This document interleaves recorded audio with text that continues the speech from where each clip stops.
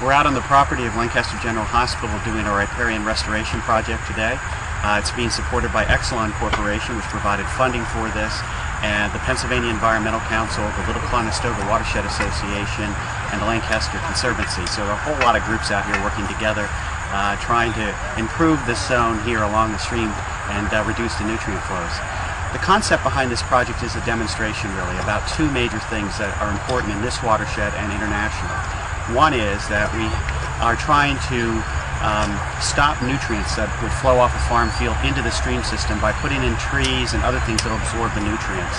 And those nutrients under the Chesapeake Bay tributary strategy by DEP actually have their credits, they have value.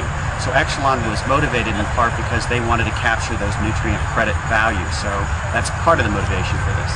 Another motivation is that when you plant trees, as they go through their cycle, they sequester or store carbon. And so this is another way to help store carbon and reduce the amount of carbon that's in the atmosphere and try to address climate change issues. Exelon gets to report that as part of their 1605B reporting for the Department of Energy. So they're being very innovative, very aggressive. The Pennsylvania Environmental Council is delighted to work with them and the other partners to make this happen.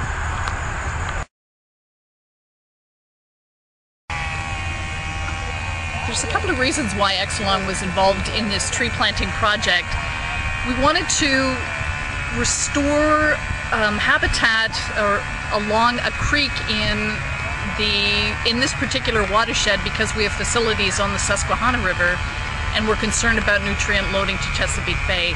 The second reason, we wanted to further test the model that had been developed by WRI to measure the nutrient and sediment loading that is, I guess, prevented from entering the watershed because of the tree planting. And the third reason is we wanted to capture or estimate the amount of carbon dioxide that will be sequestered from these trees and shrubs. We know that it'll be a long period of time, but over the maturity of these trees, roughly 25 years, we expect to sequester 3 metric tons of CO2, and every little bit helps.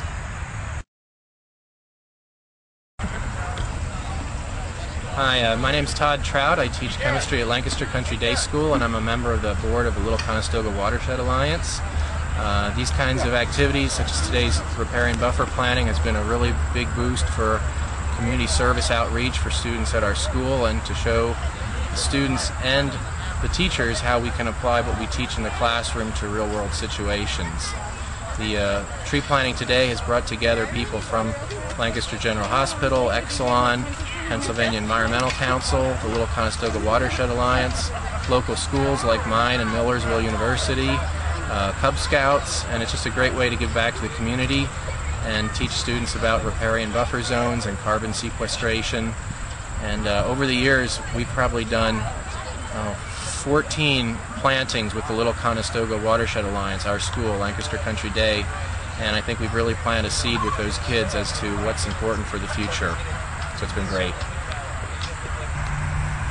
Hi, we're talking with Danielle Lukens from the Lancaster County Country Day School, and she's a volunteer here, but she's also a senior with an interesting senior project not too far away from our riparian buffer project here today.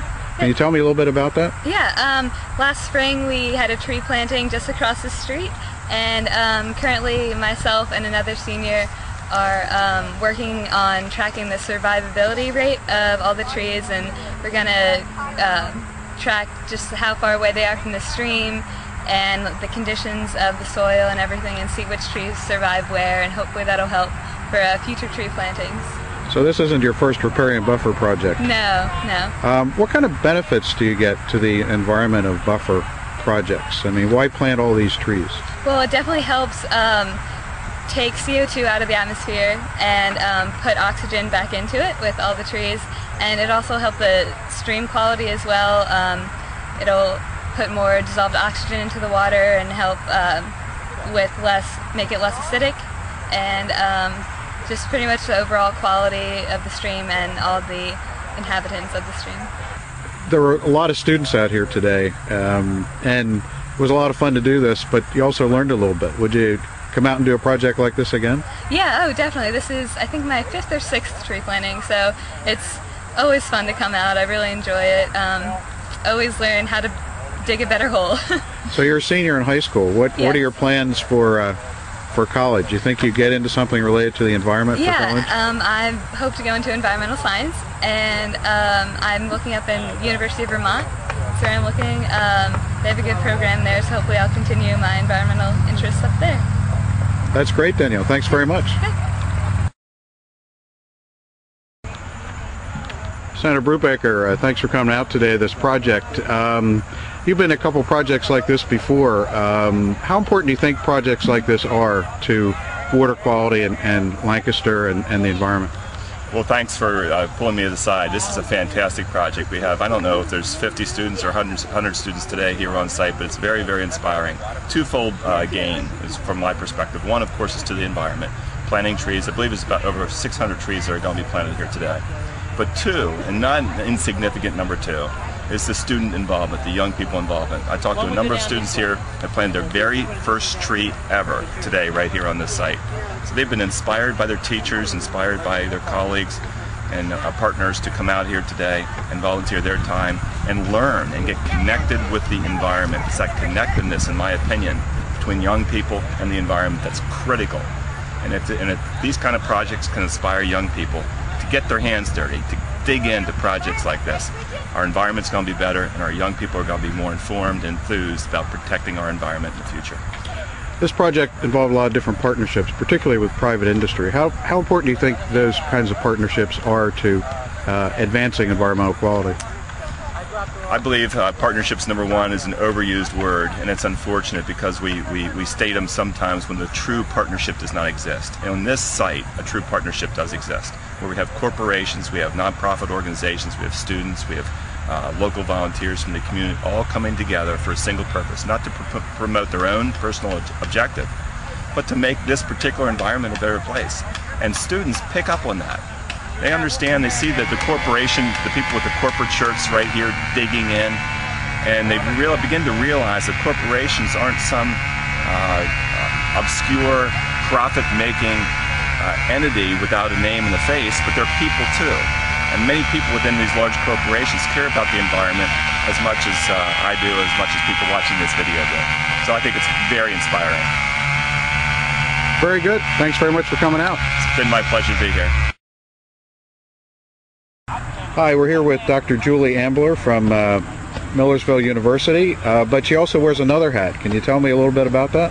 Oh, I'm a member of the Little Conestoga Watershed Alliance, a citizens group, and one of the main activities we do is work on riparian buffers in the Little Conestoga Watershed.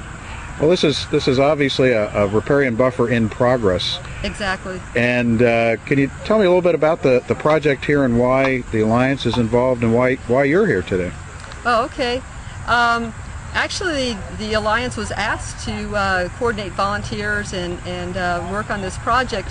We were asked by the Pennsylvania Environmental Council, and they were asked by Exelon and Lancaster General Hospital. And Exelon's role in it was to get carbon sequestration credits by planting trees, and Lancaster General is actually getting nutrient credits for putting trees, so not as many nutrients actually go in the stream here.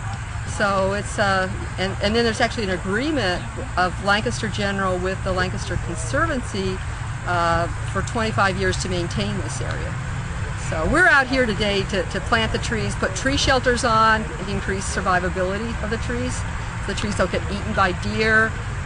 These tree tubes work like little greenhouses, so that the trees are going to grow straight up rather than branching out. They're going to get taller and taller, so they'll get so tall the deer can't eat them, and so they're really a good deal. Increases the survivorship of the trees.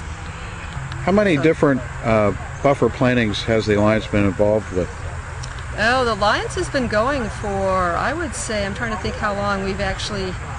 Probably almost 10 years. I'd have to check on that. But I would say probably at least a dozen different plantings and projects. We get growing greener grants and various, we still do get growing greener grants, but we also get things like this Exelon deal.